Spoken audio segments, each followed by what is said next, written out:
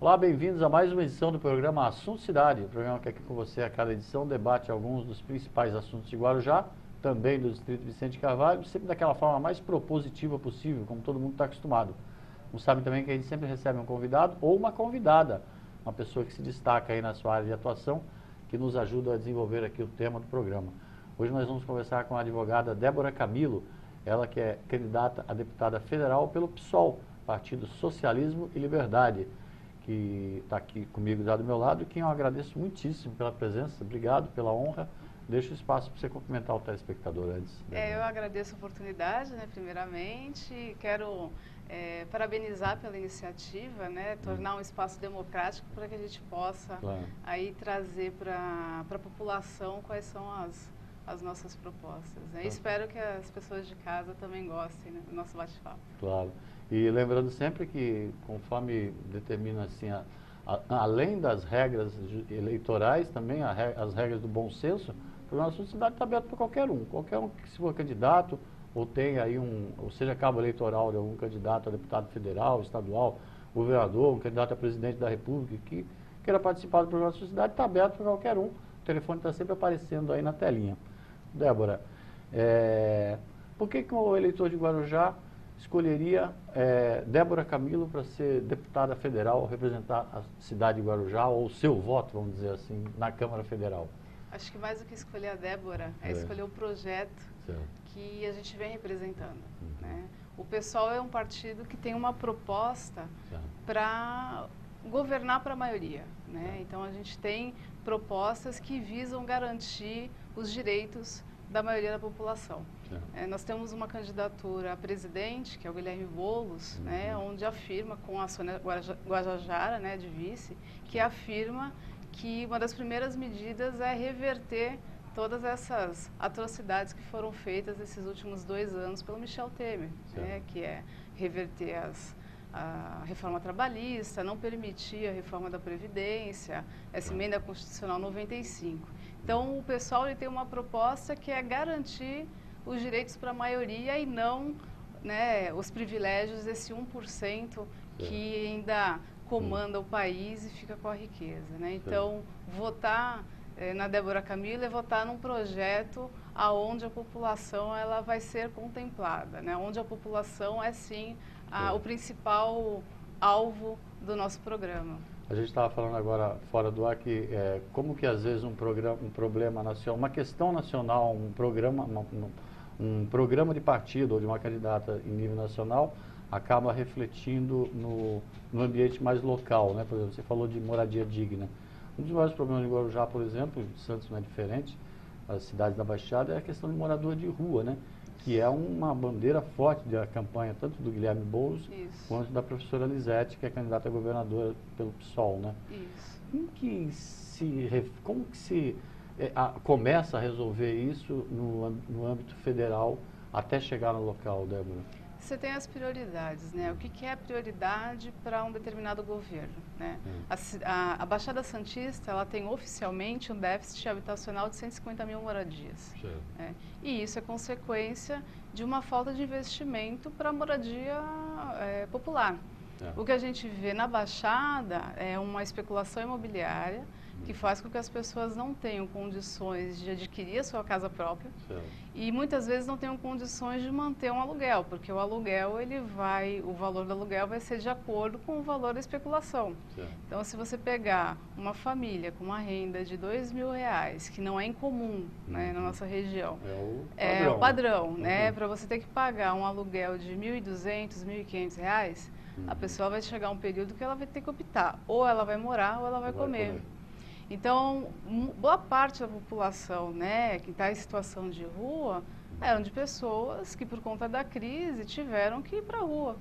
E isso a gente vai ver aí uma explosão de ocupações, né? Você tem tanto ocupações de imóveis abandonados, como ocupações de terrenos, o MTST, né, que é o Movimento dos Trabalhadores Sem Teto, uma das principais lideranças é o Guilherme Boulos, é um movimento que vem lutando por moradia já há 20 anos, né? E vem demonstrando que há recurso só que ele não é destinado da forma correta. Então, você tendo um governo que tenha um comprometimento, né, um compromisso com a população, onde as verbas serão realmente destinadas ao que há realmente necessidade, a gente vai ter esse reflexo diretamente nas cidades. Então, se você tem verbas destinadas para construção de habitação, se você tem, ou pelo menos você coloca em prática o que a lei já determina, como a Constituição fala, né? Você tem direito à propriedade, só que essa propriedade ela precisa cumprir uma função social. Então, a própria Constituição diz isso. Então, no Brasil, nós temos 6.900.000 pessoas sem casa para morar. Né? Mas temos mais de 7.300.000 moradias abandonadas. Entendi. Então, se a gente colocasse somente em vigor o que a lei determina, não teríamos que construir uma única casa. Exatamente. Então, a gente precisa rever o que é prioridade, né? Você permite que as pessoas continuem com esses terrenos imensos, né? Ocioso, né? Esperando o melhor momento para vender e lucrar, ou a gente vai fazer a lei valer realmente e dar moradia digna para essas pessoas, né? É claro que a população em situação de rua são diversos universos, né? Você tem desde as pessoas que estão com problemas com drogas e vão para as ruas, problemas psicológicos. Diferentes motivos. E a gente precisa ter políticas para que todas essas pessoas sejam atendidas, né, da melhor maneira possível. O PSOL tem atualmente quantos deputados federais? 6 deputados. São 5 deputados e uma deputada. São Paulo? São 2 deputados, a deputada Luísa Erundina e o deputado Ivan Valente. Você quer ser a terceira? Quero ser a terceira. Quero garantir que os 2 estejam lá, mas aumentar a bancada. Certo. Como uma bancada minoritária consegue interferir num processo tão amplo como esse, assim, para ter sucesso? Uma das características do PSOL é ter garantido que a sua política ela tivesse realmente eficácia, né?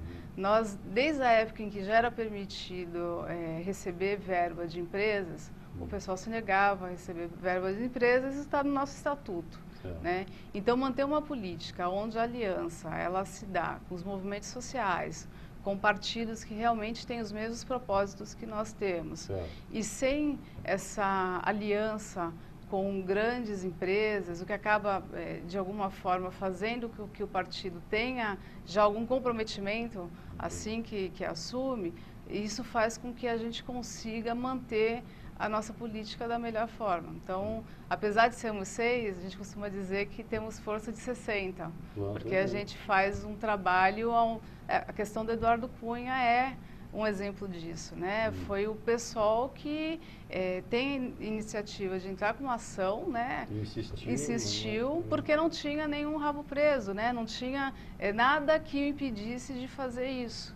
Então, o pessoal ele entra com a ação e o Eduardo Cunha ele é retirado, né, do presidente da Câmara, né? E foi o único partido que conseguiu, porque naquele período mesmo era o único partido que não estava envolvido com nenhum tipo de escândalo. Por isso que é todo mundo duro, né? Por isso que é todo mundo duro. Isso dificulta, né? Claro. Facilita, porque a gente tem a possibilidade de fazer a nossa política da melhor forma, e dificulta porque nós não temos dinheiro para fazer campanha, nós não temos grandes investidores por trás para garantir que a gente tenha uma bancada ou um puxador de voto, para garantir uma bancada imensa. Mas mesmo assim a gente continua firme e forte. Com certeza. A gente vive um momento assim, talvez até seja mais multiplicado, né, por conta de redes sociais, né, um movimento forte de indignação com tudo que está aí, né.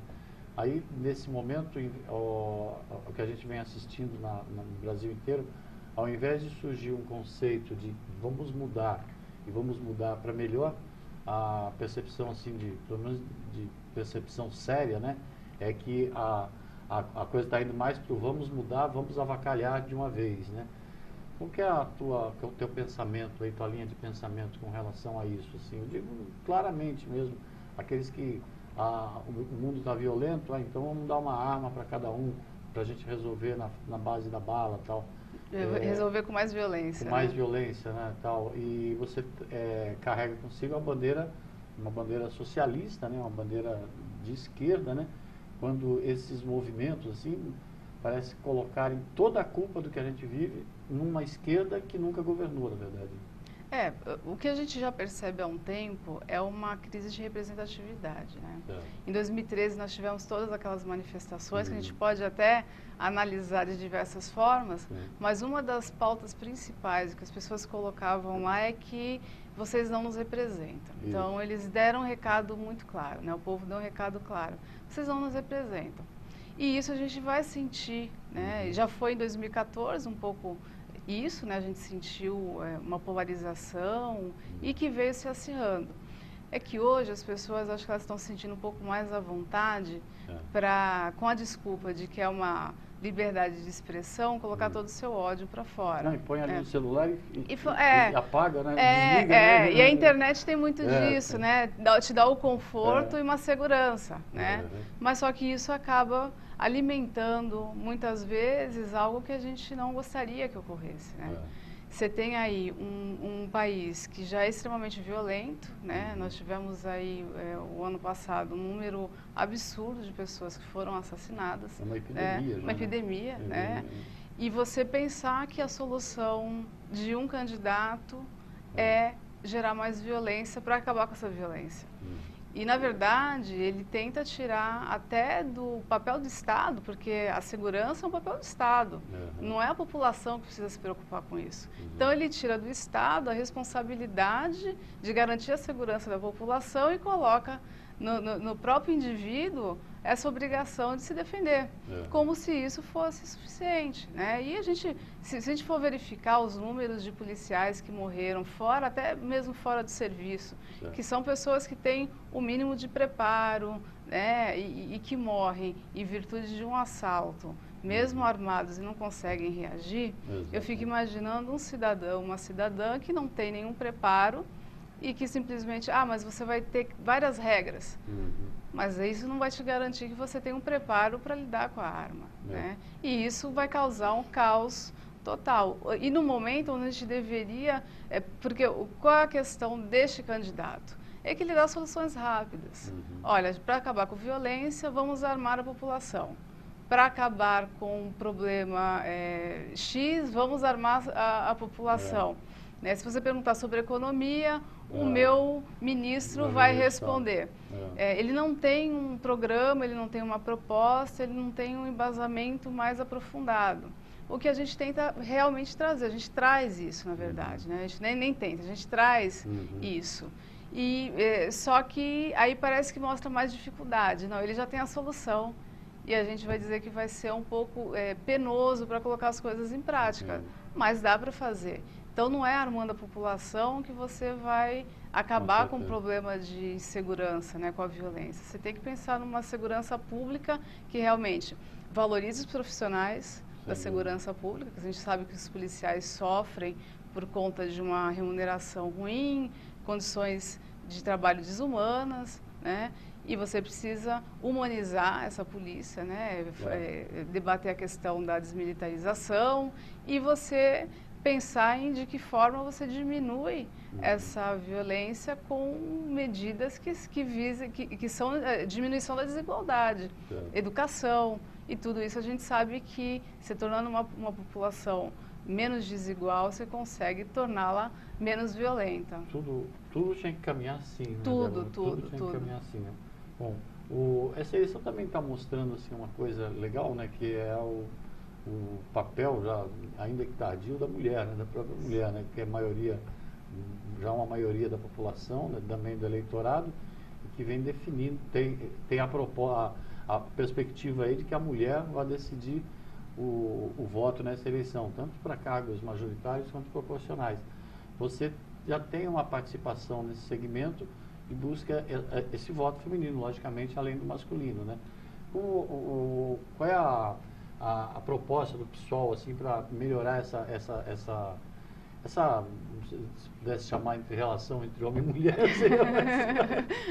essa relação entre mulher e a sociedade, enfim, afinal de todos,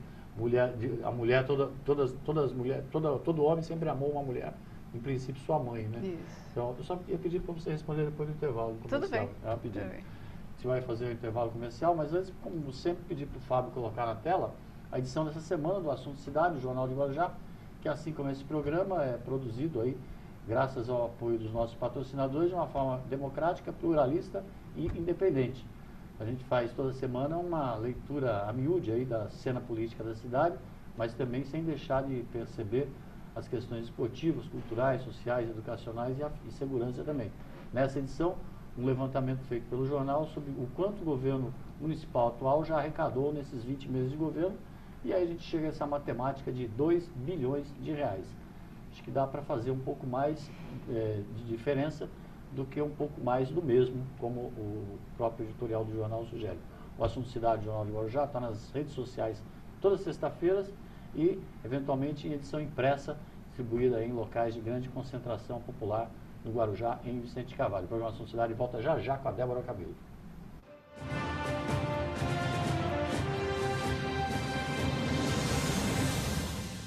Garanta pontos positivos para o futuro do seu filho. No Colégio Alfa Guarujá, ele vai somar pontos. O aprendizado é realizado por meio do sistema positivo de ensino. Salas com números limitados garantem o total aproveitamento das aulas. As atividades extras promovem a socialização dos estudantes. O Colégio Alfa Guarujá oferece acesso ao portal educacional, onde você acompanha o desenvolvimento escolar do seu filho, confere as atividades e os eventos realizados no interior da unidade escolar e ainda conta com os artigos de renomados profissionais da área educacional. E no portal, o aluno encontra apoio nas pesquisas escolares com acesso a sites seguros. A vida oferece oportunidade para todos e a escola é que faz a diferença. Venha conhecer o Colégio Alfa, Rua Washington, número 293, no Guarujá. Telefone 3355-2790.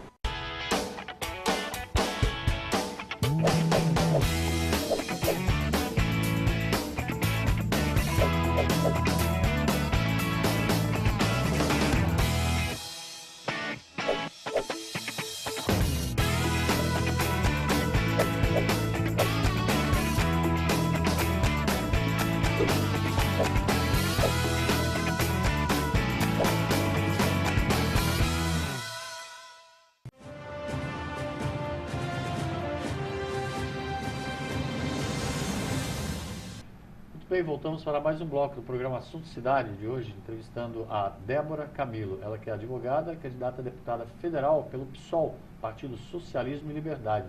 Como eu falei no começo do primeiro bloco, e repito, o programa Assunto Cidade é produzido de forma independente, democrática e pluralista.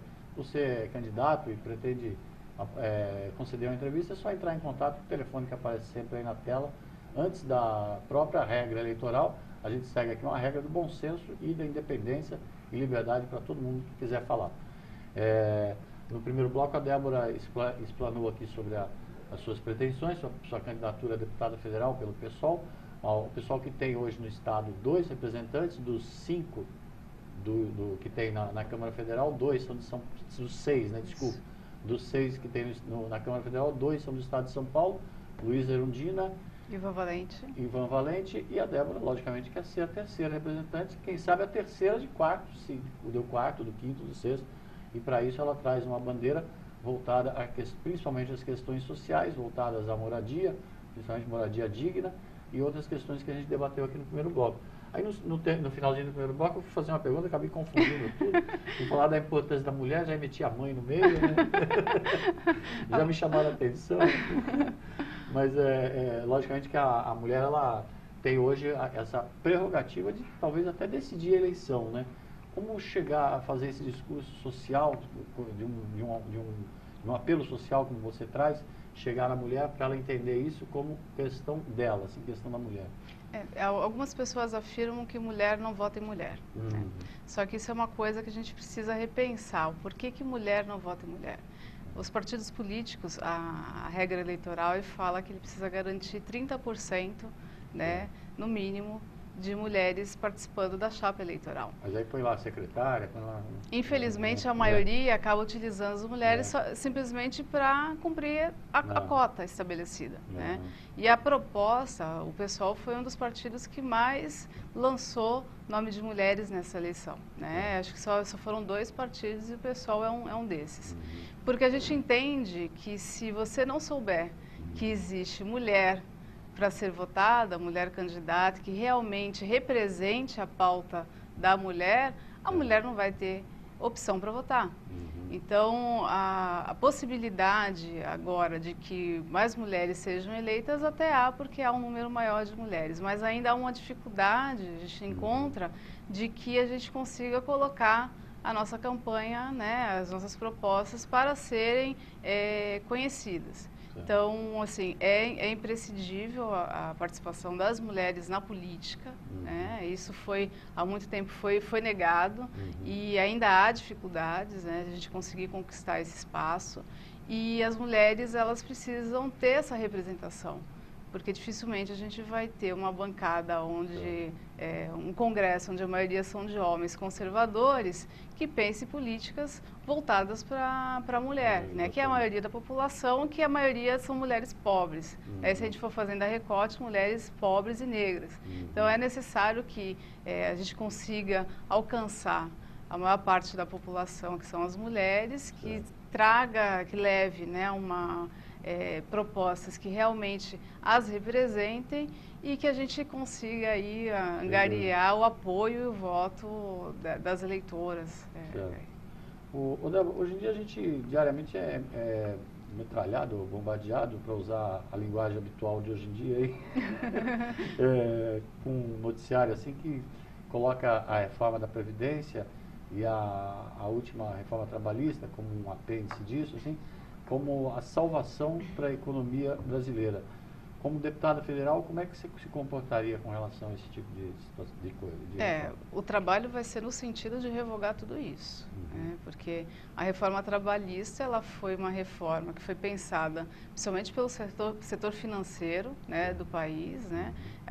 Os grandes bancos, as grandes indústrias que só pensaram na diminuição da remuneração e dos direitos dos trabalhadores para aumentar o lucro. Como se tivesse dado para o governo uma lição de casa. Isso, faz isso, porque é a única forma que a gente vai continuar, né, aqui. Então, diminuir direitos e aumentar lucros. Né? Então, os últimos números demonstram que a reforma trabalhista, toda aquela promessa que foi feita de que aumentaria, flexibilizaria, né, e aumentaria o número de vagas, não se concretizou, ao contrário, né, o desemprego ele tem aumentado e a precarização também. Né? E a questão da reforma da Previdência, ela vai ser ela vai seguir o mesmo curso. Ela vai tirar direitos, diminuir a renda e possivelmente, né, as pessoas que não estiverem próximas de se aposentar, caso essa reforma passe, dificilmente vão conseguir, né, mudando todas as regras. A gente só vai trabalhar, provavelmente morra, sem ter condições de se aposentar. Então, e de alguma forma, a reforma trabalhista ela já impacta negativamente a Previdência, porque você diminui o salário, a remuneração, você diminui a arrecadação e isso faz com que o valor da Previdência acabe também diminuindo, né? A arrecadação sofrendo. E assim, uma das justificativas da reforma da Previdência é um déficit que é mentiroso, né? É um jogo de números que eles fazem para justificar o que a gente vê é a DRU, né? Que é a desvinculação da Receita da União. Todo ano você retira 30% do valor da Previdência para pagar juros de banco, né? E você vê um monte de isenção, exonerações fiscais para grandes empresas com a desculpa de que vai gerar mais emprego. Isso não acontece, e mesmo com tudo isso, a Previdência ela não é deficitária. Então, há necessidade de se repensar. Se é para reformar, tem que reformar para melhorar a situação do trabalhador, né? E não para piorar, porque ninguém reforma uma casa para ter uma casa sem condições, né? Exatamente. É muito usual, assim, né, quando vai chegando o período da votação, né, aquele apelo nas cidades, o Guarujá não foge à regra, porque você tem que votar em candidato da cidade, você tem que votar em candidato da cidade. Então, qual é o pensamento diferente assim, que te leva a, por exemplo, você é de Santos, não é nem de longe, assim, mas a buscar o voto de Guarujá? Qual é a diferença na sua concepção política sobre isso? Assim? A gente tem exemplos, infelizmente, né, da região que acabam concretizando, né, o nosso pensamento de que não basta ser da cidade, não basta ser da região, Exatamente. porque não é suficiente para garantir que os recursos venham da forma que deveriam vir. Ou a gente vai ter pessoas que pensem em política para a região, né? Infelizmente, nós temos aí exemplos de pessoas que em nenhum momento estão dispostos a debater assuntos relevantes para a população. Eu não sei se eu posso, uma das pessoas com quem eu faço dobrada aqui na região é o deputado João Paulo Rilo, que é de São José do Rio Preto. Mas é um deputado que tem ajudado a região em pautas que nós não conseguimos ajuda dos deputados estaduais aqui da nossa região, como nós temos a questão da cava, né, tóxica, subaquática, que está aqui na nossa região, Cubatão, Guarujá também é atingido, nós temos a questão da transposição do rio Itapanhaú e Bertioga, e nós temos a questão do transporte de animais vivos, né, que era a aprovação do PL 31. E o único deputado, né, que se envolveu foi o deputado João Paulo Rilo, que não é da região. E ele tem a proposta da CPI, na abertura de um pedido de CPI, em relação à CETESB, para apurar porque alguns projetos estão sendo aprovados sem que realmente haja condições de serem aprovados. Exatamente. E com exceção de um dos deputados, que foi o Paulo Correia, né, é justo citar o nome, os demais não assinaram a CPI, porque dizem que não há necessidade. Então, e eles dizem conhecer bem a Baixada Santista. Então, não basta ser da região, tem que ter compromisso com a população. Né? Então, eu sou da Baixada Santista, né, conheço, não vou dizer que conheço todos os problemas da Baixada, mas tento sempre me inteirar e tendo pessoas que, mesmo que sejam de fora, mas realmente tenham uma visão, um olhar diferenciado para os problemas da população em geral, eu acho que vale você dar um apoio e procurar conhecer as propostas da pessoa. Você foi candidata a prefeita de Santos. Fui. Que pena, hein? Faltou pouco. Com 13 segundos de campanha, né, a gente não teve oportunidade de levar. E, diferente do que o seu programa faz aqui, que dá abertura para todos, algumas grandes emissoras não permitiram que a gente participasse do debate. Então... Mas o mais legal é que, diferente de outros partidos, os candidatos do pessoal voltam a fazer aquilo que faziam antes. Que geralmente é trabalho social. A gente nunca deixa de fazer, né? A eleição, ela é um momento. É um momento. E, na verdade, a gente não começa a pensar as nossas propostas 3 meses antes, né? Claro. Isso já é um acúmulo das lutas que a gente vem fazendo ao longo do tempo. Você falou no começo do programa que o pessoal foi aguerrido na destituição do Eduardo Cunha porque não devia nada, o Eduardo Cunha não recebia mesada nem nada. Por que não conseguiram tirar o Temer? Tem grandes forças ali, né? O Fora Temer vai até hoje, né? A gente ainda entoa isso, porque é um governo ilegítimo, né?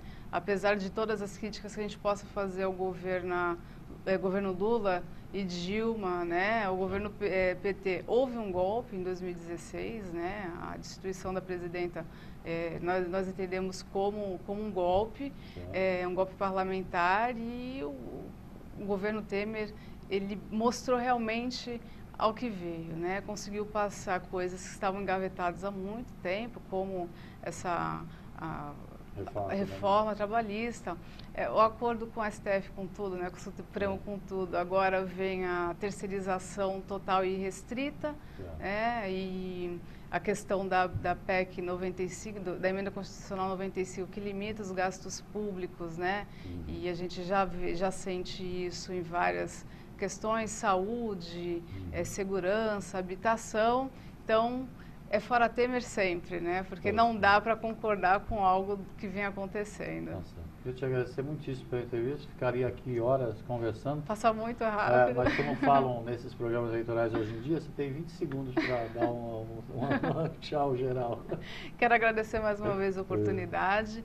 Gostaria muito que as pessoas que pudessem, que estiverem interessadas em conhecer um pouco mais da nossa proposta, acessem a nossa página no Facebook, Débora Camilo, deputada federal 5055, e na internet também, Débora Camilo PSOL. A gente tem aí as nossas propostas e, como eu coloquei, o PSOL ele tem uma proposta de mudança real para a sociedade e a gente precisa da população para poder implementar esse projeto agora. Tá certo, obrigado. Eu que agradeço. Obrigado a você pela audiência. A gente volta amanhã com um novo Assunto Cidade. Até logo a todos.